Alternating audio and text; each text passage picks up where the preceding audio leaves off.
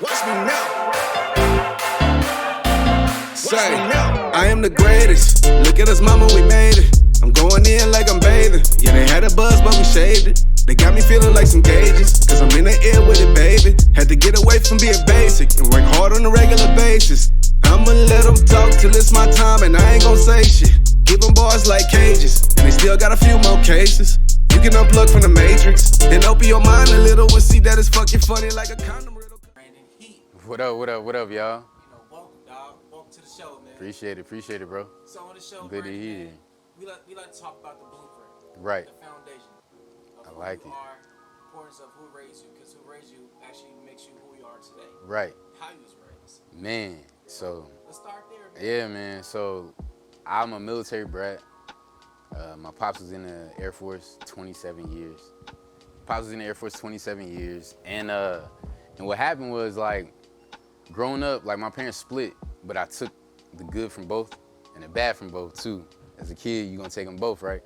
But my mom's family was inclined in music. My dad's family was inclined in business. So I got the best of both worlds. I got a younger brother. He got me into music. I told him he wasn't gonna outdo me. He could play piano, and he started Fruity Loops.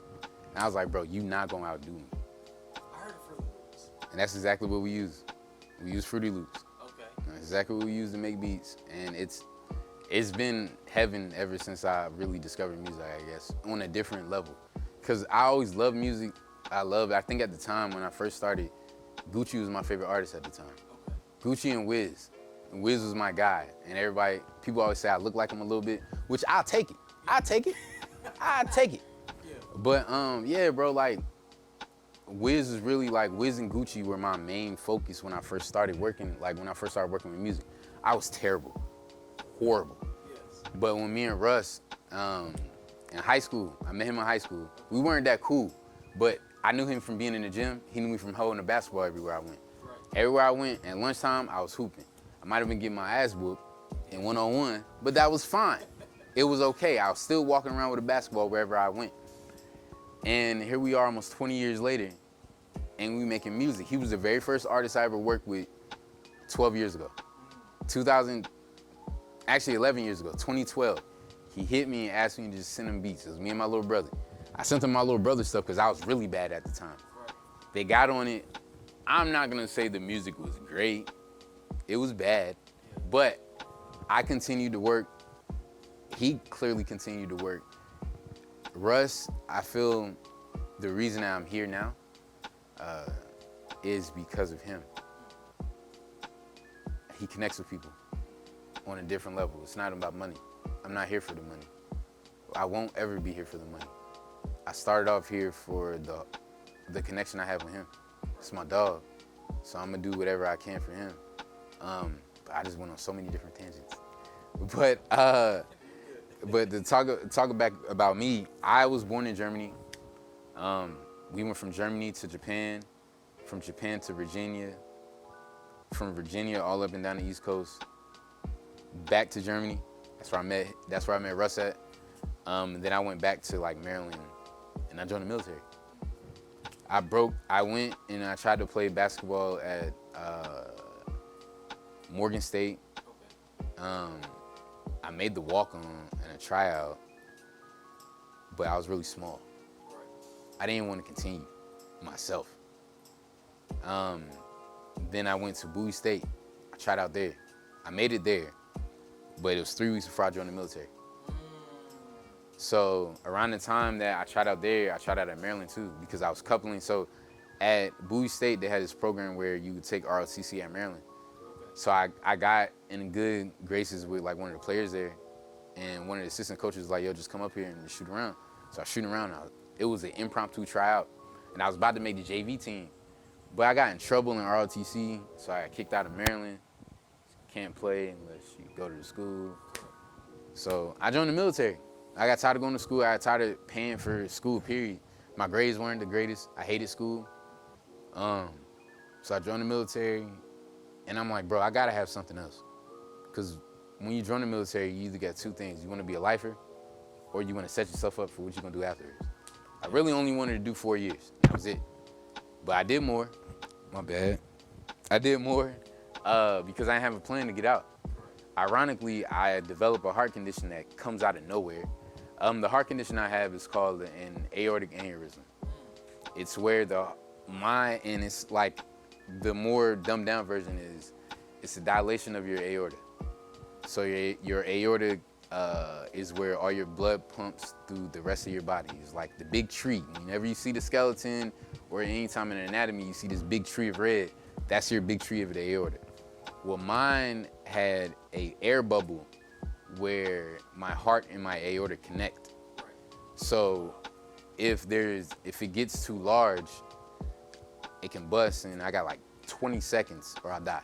That's it. So if it breaks, it's a done deal. It can only break in the hospital and you survive. If it breaks outside the hospital, you're done. It's like a spleen. Yes. Ooh. But your spleen, you can still if your spleen breaks, it's still survival time. You still have time to help. Your aorta is over with because that's your main vessel to your blood. So I had to stop. My whole life flipped in 2016. My whole life flipped upside down. I had no idea. I almost passed out during the PT test. Who would have known, right? I do a stress test on my heart. I'm running on the treadmill and they find out that I have this irregular thing on my. 100%.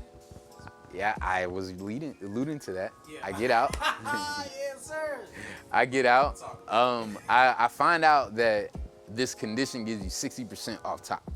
Boom. So I'm going through the motions. Ironically, I end up smoking while I'm in. I get pop positive while I'm in. I had beat 4 tests before that, so this 5th one was like, I'm getting out anyway, so whatever y'all gonna do, whatever y'all gonna do. So I end up getting out, but I definitely got 100% disability. Right off the back. I got 100% disability before I even get out of the military. I knew it. But it's crazy, I got 70% for PTSD. So, and the one thing that I want everybody that is watching this, I want you guys to understand, you can have PTSD without being in the military. You can have PTSD at any point in time you have a traumatic event. You hurt your knee. You can constantly think about hurting your knee. That is PTSD. It may not be on a grand scheme of something blowing up and hearing loud sounds of gunshots. Like, people in the hood have PTSD too. Y'all, please don't act like you don't have it. Mental health is a thing. I need y'all to understand that it is a real thing. And if you need help, please go get it. But that's my little segment. I just need y'all to understand mental health is big. But I really fell in love with music, like again in 2016 because I had nothing else. I lost everything. I was big in the gym. If you can't go to the gym, you're athletic. What else you got, right? So you do your work. I worked with music, and it was just my calling, I guess. And I feel like I'm really good at it. Yeah, I feel like I'm really, really good at it. So after you got out the military. Yes, sir. You also had this passion for music. Mm-hmm. You say at first you started was bad. Yes. So what steps that you took that you get good? YouTube. Tutorials. YouTube University. Yes, I went straight to YouTube University. I follow this dude named Larry O. I follow him on Instagram. And on Instagram, he gives you like little keys, like little tidbits. You need this, you need this, you need this. He actually recorded French Montana, like an album of French Montana on FL Studios. Nobody ever knows that. Everybody wants to use Pro Tools. Everybody wants to go high tech. FL Studios, you can do everything you can do in Pro Tools, you can do in FL Studios, I promise y'all. And it sounds even greater, to be real with you. If you know what you're doing, it sounds good, it sounds perfect. You can do it, easy. But yeah, bro, like, I really fell in love with music, like, and that's how I learned how to be better, straight watching other people that were good at it, be good at it. And I took what they taught me and I turned it into my own. I don't follow exactly what they do, because if I did, then I'd be trying to be like them. I'm trying to be like myself. So I just took what they got and I just ran with it, for sure. Okay. And, with you, becoming a music producer. Yes, sir. Music producers have to kind of separate themselves from the rest. Yes. Usually somebody tags, these when you get started, you hear that certain, like Metro Boom at Metro. Right. There's Metro, there's... You got Metro, yeah. You have 40 has one, which is Drake's a producer. Everybody, Zaytoven has a famous one as well. Scott Storch has one. They yell Scott Storch at the beginning of it. London on the track, yeah. Yeah. All those. So mine. Break it down. Yeah. So my producer tag gives people energy. Okay. So where I got my name from was from an anime. His name is Brandon Heat. The anime is called Gungrave. And anybody that follows anime, if you've never watched it, you should probably watch it. It's a really, really good show. And in the show, Brandon was just like me. He was really quiet, younger. But he did what he needed to do. And he had a best friend that talked a lot. They was hand in hand. So later in life, like Brandon, things happened. Him and Harry was his best friend. Him and Harry got into it. Brandon was about to kill Harry, but Brandon couldn't do it. But Harry was like, nah, I can kill your ass. So my producer tag is that when Harry was killing Brandon, and he yells Brandon. At the beginning of any beat I make, all you hear is, Brandon! And then the beat will start, but I took that, I use that because I feel like it would give people energy for whatever they're doing. Even if it's for an R&B song, where it's supposed to not have energy. It would give them the energy to do what they need to do in that song to get it right. Like I enjoy seeing a reaction after you hear, Brandon, and everybody, their eyes light up and everything goes. Definitely, everything continues. So that creative process, man. Yeah. What's your creative process of, when you zone in, you kind of, okay, I'm gonna make a beat today from scratch. What is your process like creating your beat? So when I make a beat from scratch, I'll hear a sound randomly. If I hear a sound on TV, if I'm watching anime they always have background music, right? Always. And honestly, some of them be dope. All right, you will hear a lot of good classical music, but it'll resonate with you. And they honestly have some that have hip hop feels to it. So a lot of the spatial sounds, atmospheric, anything that will make you think of outer space. Those sounds really get with me, and that's when I just all right, well, I can play the piano. So let me try this C minor. So you start with a key? I start with the key. Okay. I start with the key, and then work on the percussion. What's the percussion? The percussion for y'all is the 808s. The 808s, the kicks, what you hear banging in your sound system.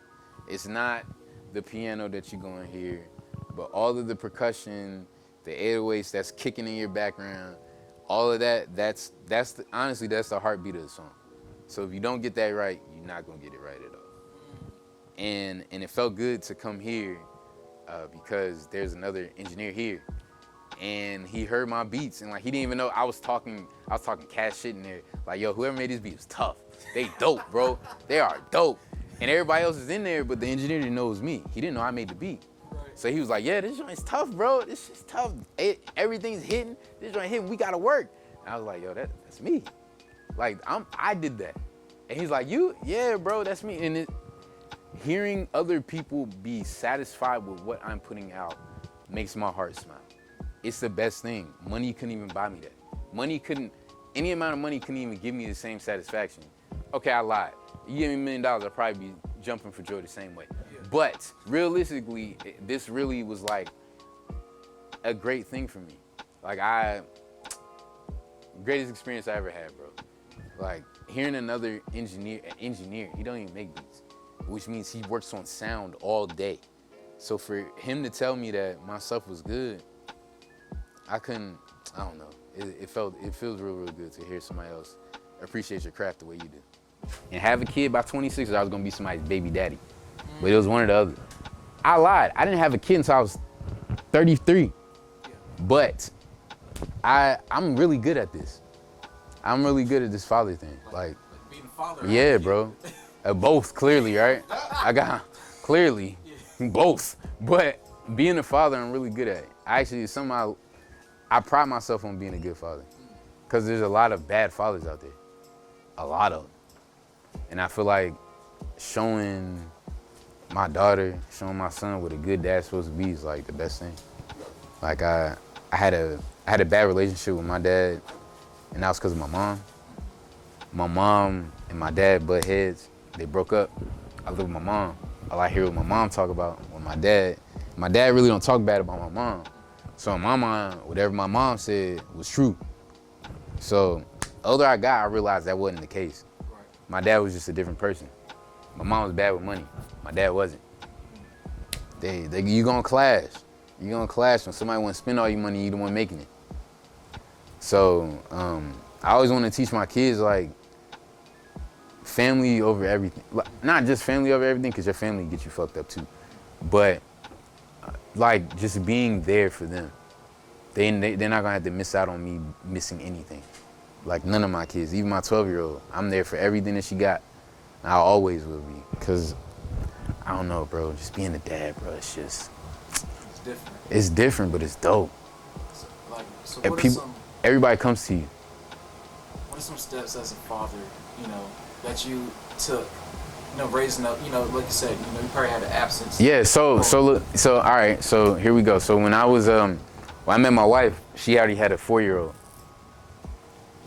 and her 4-year-old, like, she was missing a dad pretty much. Dad like popped out, dad left, and I stepped up. I saw her, and when I met her, she was so happy and so bubbly to meet me. She's only 4 years old. She told me her name. Her name's Isabella. She's like, "Hi, I'm Isabella. What's your name?" I told her my name, and like we connected from there. Like she loved anime. Pikachu was her favorite. So I'm an anime geek. Clearly, if I'm taking a moniker of a producer name off of anime, I love it. Me and a 4-year-old connected on Pokemon. And I told her mom at the time, I was like, I actually don't care about having a relationship with you. If I have a relationship with this little girl, then you can come into play, and then we'll be fine. But my most focus is the little girl because she's most influential. I knew me and her mother would work out because her character. I already knew from the inside and how me and her were. I was like, well, we'll develop our bond no matter what. But I gotta make sure I develop this bond with this little girl. Because if I don't, me and her mom can't coexist. It doesn't matter how much she loves me. If her little girl don't love me, it's not gonna work. I made it my focus to make sure that little girl loved me as much as she could as a father. She calls me dad. When I first met her, she called me Brandon. You're right. So Understand now you have a daughter, right? Yep. And growing up, you're gonna know, okay, she'll be dating guys in the future. Maybe. Yeah, my little girl, Yeah. my little girl's confused right now. So the way they're teaching in school, as opposed to when we were in school, they're teaching that if you just like a person of the same sex, even as a friend, you're gay.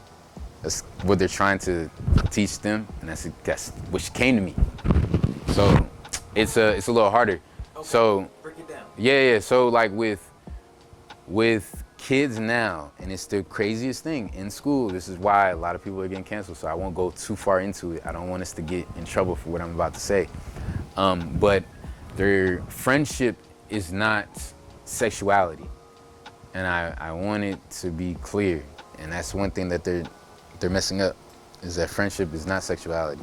Me and you homies, we're cool. We dap up, we friends. I like you as a friend, I love you as a brother. That does not mean I'm gay. Does not mean, but that's what they're teaching in school. And that is the bad part. So my little girl has a best friend. She thinks she has a crush on her, but I let it rock because she'll learn it eventually, that this is just being friends. Because she doesn't think further than hanging out. She doesn't think of the physical touch. They hang out, they play games, and they play Pokemon. That's it. There's nothing more. And I know there's nothing more because my little girl's like an open book. If something bad happens to her, she'll talk about it. If something embarrassing happens to her, she'll talk about it. She'll just blurt it out. And it's dope. Like, it's dope hearing how things happen in her school now, because they're way worse than what they were when I was a kid. And I thought they was bad when I was in middle school. Right. Shit gets bad. And I pull up to pick her up, and I hear kids cussing. I hear 12-year-olds saying the fuck and all that stuff, like F-bombs, dropping F-bombs and stuff. I'm like, bro, what? Get out here and whoop your look. Yeah, Man, they ain't my kids, though. They ain't my kids. They're not my kids. But don't have your kids cuss around me, please, y'all. I'm joking. But yeah, bro, it's being a father to a preteen and a teenager, because she looks like she's 18, y'all. She's crazy. It's dope. It's honestly dope. It's better than what I thought. Cause it comes with, she has attitude problems all the time. But I gotta let her know, like, having an attitude ain't the way to get things to go your way. You can't think that things will go your way if you get an attitude with people all the time. It's just not gonna work. That's what I had to tell her, for sure, for sure. But I love, and then my son, I mean, he'll be 1 in 3 weeks. He's up, walking. He starts to try to say words. He says dada, so I won that battle. Yeah. All right, he said dada first, so I'm in there. But I'm a stay-at-home dad. So I literally make beats, and that's it. I'm 100% disabled, so I get a check that way. So before anybody thinks I'm like a deadbeat, I'm stay at home. I bring a check home, all right? Before y'all try to get on me by not having no job, I bring a check home. Though, being like, because you're like the new generation Yes. stay-at-home dad. Yep, I am. Like the older folks, you be like, I'm gonna stay at home, you know. I am definitely, but I'm a stay-at-home dad. I don't clean though. I cook. Yeah. I won't clean. I'm sorry. Y'all try to get on me about not cleaning, being at home all day with the baby. I don't care. I'm not cleaning. And she knows that, and that's our deal. I cook every day though. I cook all day every day. Like breakfast, lunch, and dinner. I will cook all day. And it's not, I don't cook the same thing, just chicken breast and everything. No. I'll make teriyaki chicken one night. I'll make brown sugar chicken the next night. I'll make stuffed jumbo shells, crab stuffed jumbo shells. I made a seafood mac and cheese. I grill. I do everything, bro. And I do like little things that fry. Anything that I feel like is good, I will make it on the spot. Right.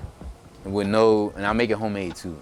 Like, if it's only thing I don't make homemade is pasta, cause I can't do that yet, and bread. I don't feel like meat and stuff. I don't feel like doing that yet. But everything else, yeah, I home make a lot of stuff. It's fun. And it's different, man. It's fun.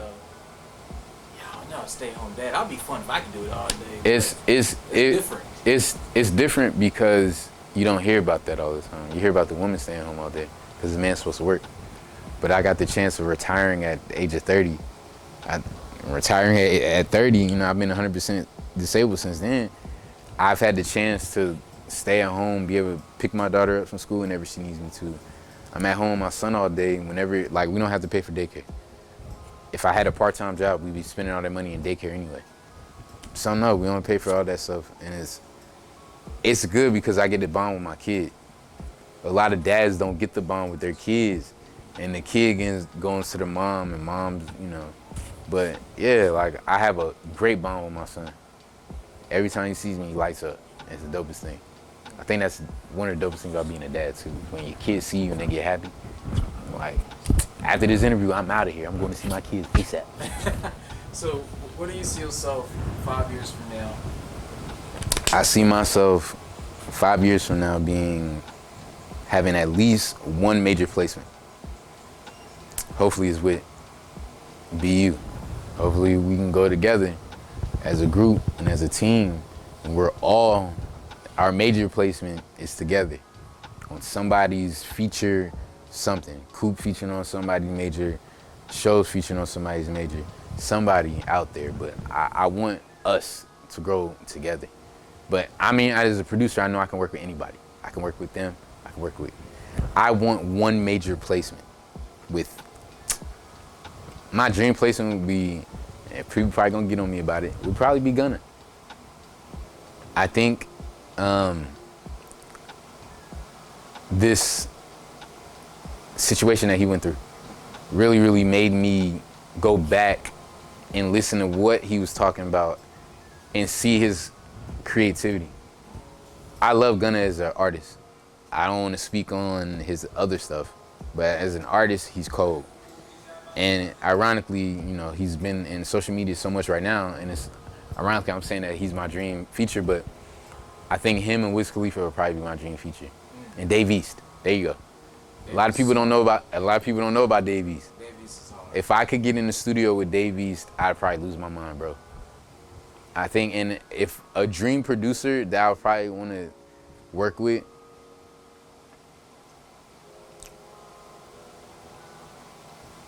Timberland.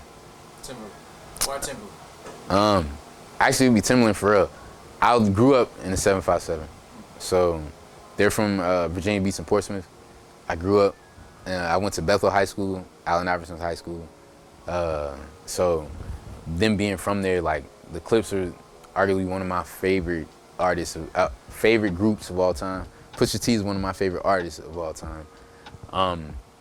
And I think them being from the hometown, I had the biggest crush on Aaliyah when I was a kid. Timberland and Aaliyah's connection made me just want to, you know, do what he did. So yeah, like those two. If I could work with them two, those two producers, like Pharrell and Timberland would probably make my life, bro.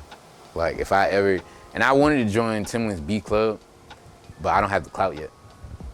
For it to be in their beat club, I mean, you gotta pay to be in it, but to get noticed, you already gotta have a following. And that's what I'm here to do, right? To get my following up, because I have talent. I just need the world to hear it. I just need the world to see it. And I think that's where I'm working on. I think I'm going in the right direction, bro. For sure, for sure. So, what are some words of wisdom that you use every day to keep yourself motivated, that you can get the audience? All right, so every day when I pick my son up, I look at him and I tell him, today is great, you will be great, and greatness will follow. I say it every day and I kiss him on the forehead. It just, to me, that means put your best foot forward. Try your greatest with everything. If you picking up trash every day, you're gonna do it with your greatest. If you cooking for somebody every day, you're gonna put your elbow in that thing. You're gonna put your foot in it, you know? You're gonna put everything that you got into it. And you gotta live every day that way. You only get 24 hours in a day. Tomorrow, that 36 hours ain't promised. That next 48 ain't promised. But when you wake up with that 24 hours, that next hour, that next 3 hours, that next 4 hours is promised because it's right there in front of you. So what you doing with it? Like, are you just going through the motions with your job? Are you working, are you at the bottom of the totem pole, or are you trying to advance? Or you just in the middle? You just do what they give you, and you do it good, but you don't do no more. Like, if you're not doing more, what are you doing? I had to learn that the hard way. My pops taught me that. You know, I used to go through the motions. I'm smart. I'm crazy smart. But in high school, like, I was so smart, I didn't do none of my homework, but I did all the tests. I graduated with a C average. My work ethic was shitty. Unless you had to do a basketball and music production. That's it. I could work my butt off trying to get my jump shot right.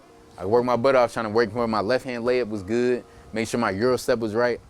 But when it came to doing schoolwork and actually like doing little tedious shit, bro, I hated it. I couldn't stand it. But then I got older and I had kids. My dad was like, yo, you know you can't be lazy. Like, you gotta show her. She can't be lazy. If you doing something right, then your kids don't wanna do something right. They see you working, they're gonna wanna work. Or they just gonna be lazy because you give them everything. It's either or. But if I work hard, like my little girl sees me work hard, she works hard too. And she sees it. Like, and I think that's the dopest thing. Having your kids see you work. Mm-hmm. Okay, nice. Hell yeah, man. So how can someone reach out to you, you know, to either be a big brother, a guidance, you know, big homie in the music world? How can someone reach out to you for music beats and production? Hey, if y'all need me at any time, day or night, yeah, because I mean, social media, I'm going to get to when I get to, right? You can get me on Instagram at PRODBY BHeat. And it's only me. That's it. It's only me. I'm the only one that's on there. It won't have no blue check because I ain't paying for it, whatever. But that's exactly where y'all can find me. Y'all can find me on YouTube with the same exact name, PRODBY BHEAT.